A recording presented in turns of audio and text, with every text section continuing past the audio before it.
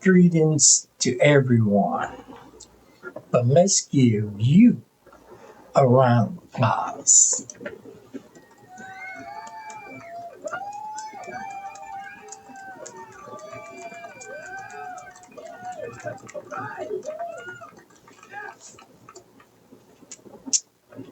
Family, friends, loved ones, once again, it's such an honor to be able to speak with you, even silently.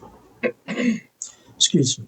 Today, I want to speak to you about a serious issue. Young man, or as they say nowadays, younger. Don't let your emotions get you life in prison. Family, I received a call this week or last week from a prospective client, Hassan, a 23-year-old or a 23-year young man. Family was working.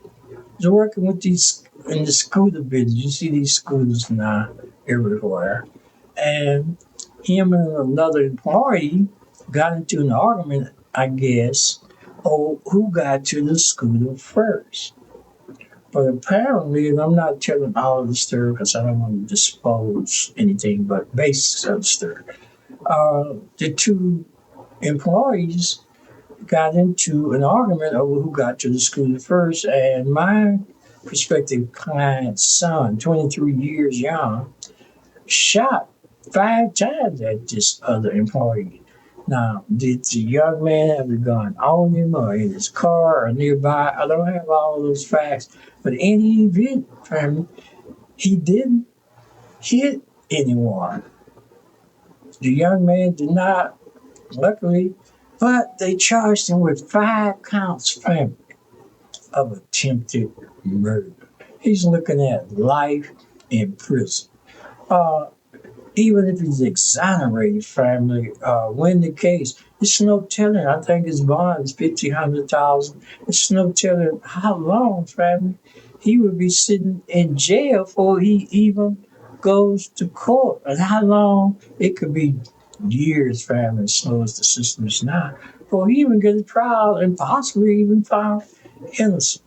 So the moral of this story is to young men and everybody.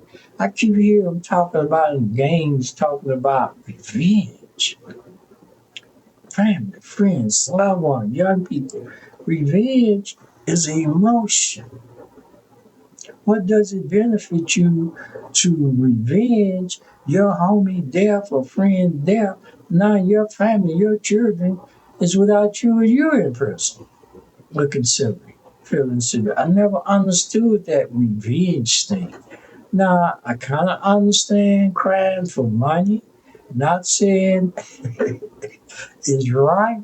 I might have even be guilty of committing sins or crime for money in my younger days. So, family, I can understand a crook. In fact, right quickly before I leave, I had a friend a long time ago. He was an old man. I'm basically a young man. And basically what he was an antique collector, but the people in the community didn't really understand antiques.